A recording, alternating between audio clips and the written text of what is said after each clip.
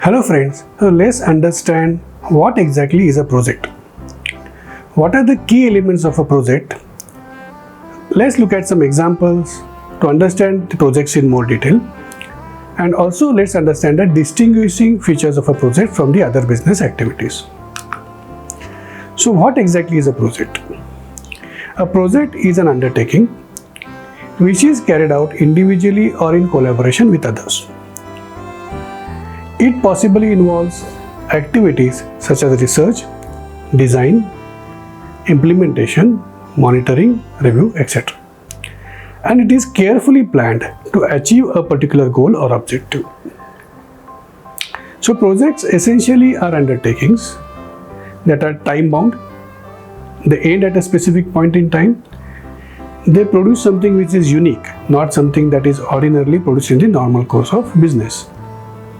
And they are executed under some agreed upon constraints. For example, this is going to be the scope of the project and not beyond that. Or this is the timeline within which the project has to be completed. Or these are the resources or the budget allocated to the project. So let's list down the key elements of a project.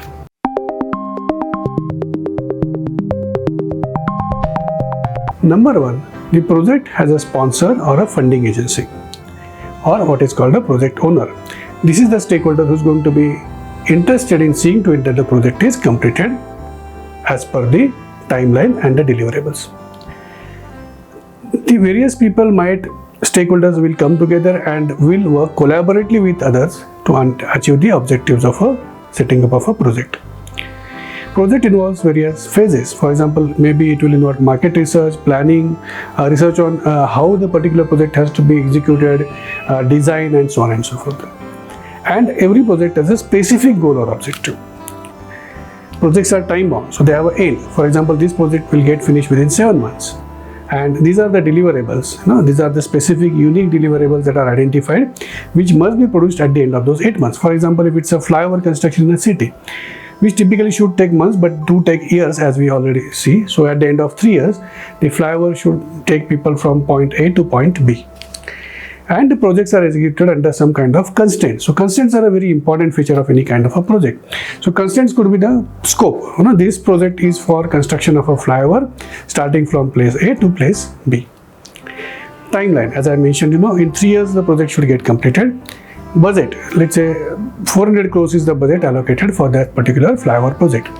And then the resources, who are the people, which are the vendors, and what is the material, and all those things need to be identified, at least at a high level.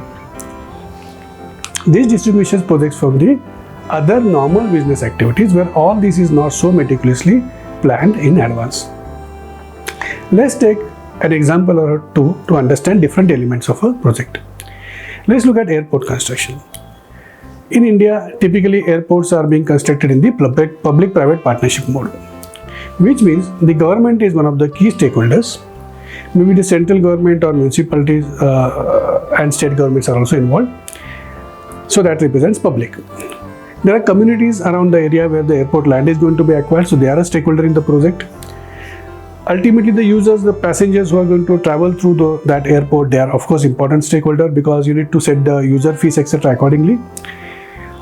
Construction company, the vendor who is going to construct that particular project, these are some of the specialized companies in the airport construction. They are one of the important stakeholders. The company which is going to operate, most of the times the construction contract is awarded on the basis of build, own, transfer, which means that they will own as well as operate it for some time, and then they will transfer it to the government. And then there is a special purpose vehicle typically set up for that particular project. Maybe government has a stake in that, maybe that company has a stake in that.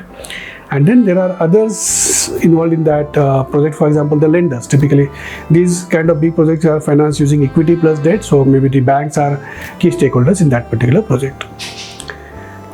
This project will involve set of steps. So the identification, for example, the international airport at XYZ city, where the land has to be acquired, where exactly the location should be, feasibility study, whether this is the right place to construct, whether it is technically, commercially feasible, planning, once you decide, this is going to be the place where the airport will be constructed, planning the land acquisition and so on and so forth.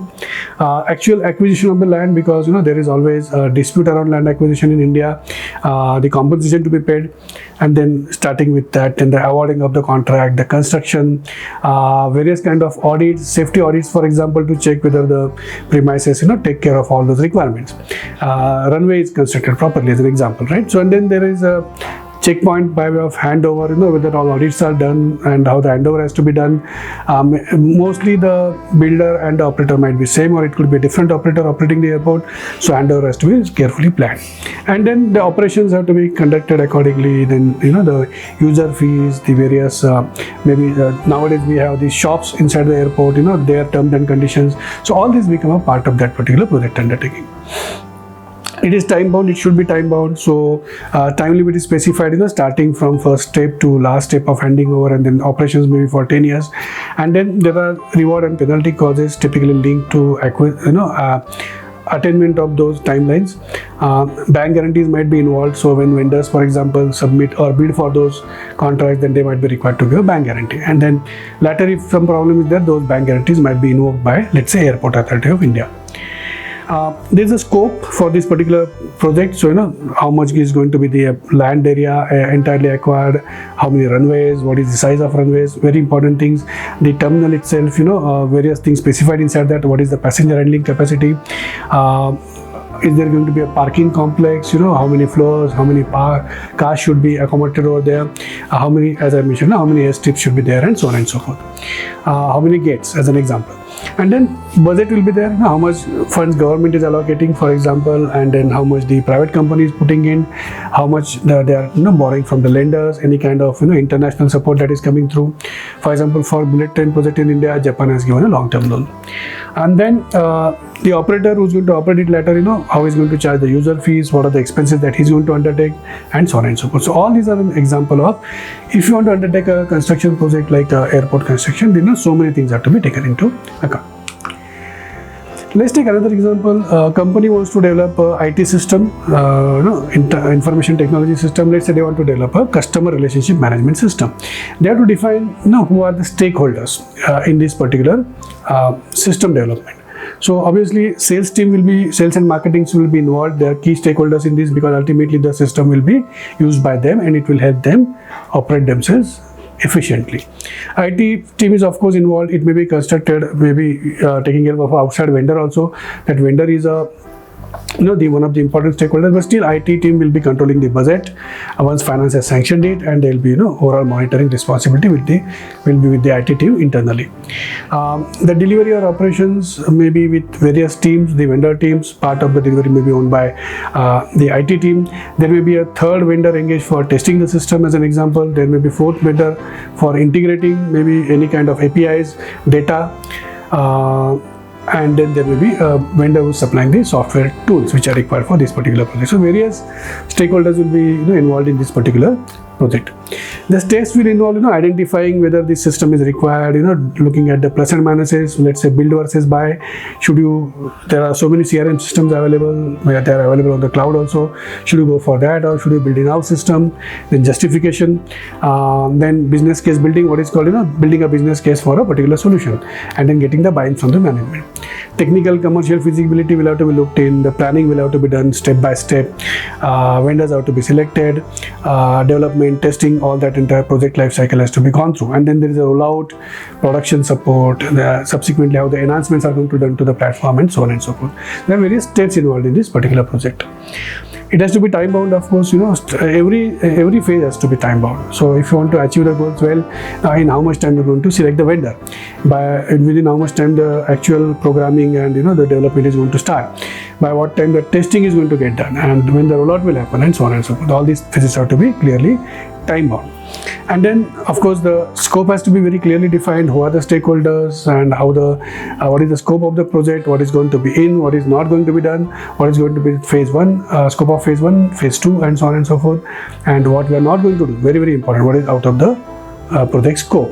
And all these are typically defined in the business requirements document or something like that, which is typically a part of the IT system development project process. And then the budgets have to be sanctioned. So typically the budgets are controlled by CEO and CFO. So this CTO, for example, will prepare a budget and it will be approved by the other stakeholders. In this, even the sales and the marketing heads could be involved, because ultimately it is going to be sort of system which is where the expenditure is being done for their benefit.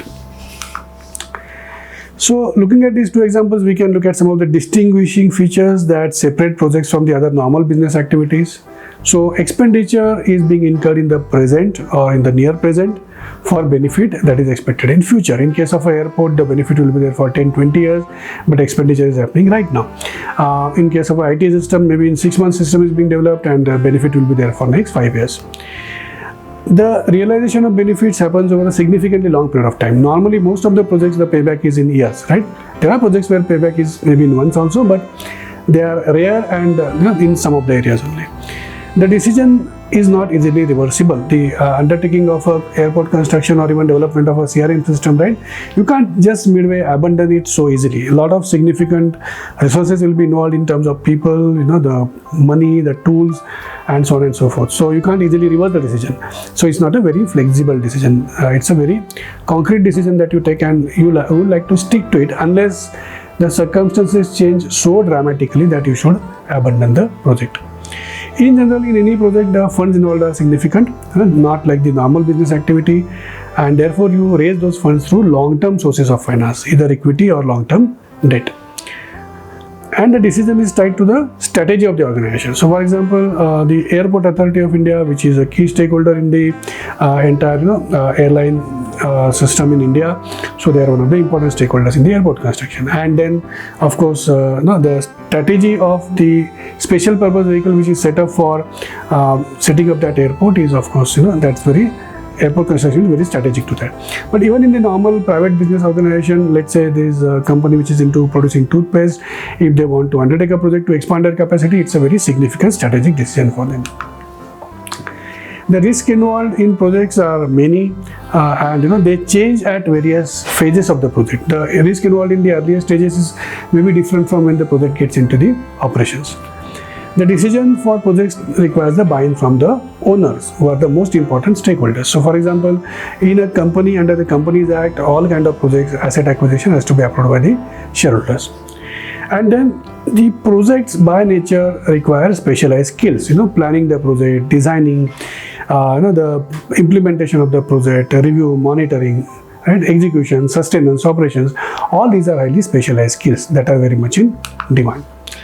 Understanding the entire, the concept of a project, the distinguishing features, their nature, different stakeholders involved, and how the implementation happens, how the financing is done, will help you identify good career options in the project financing area.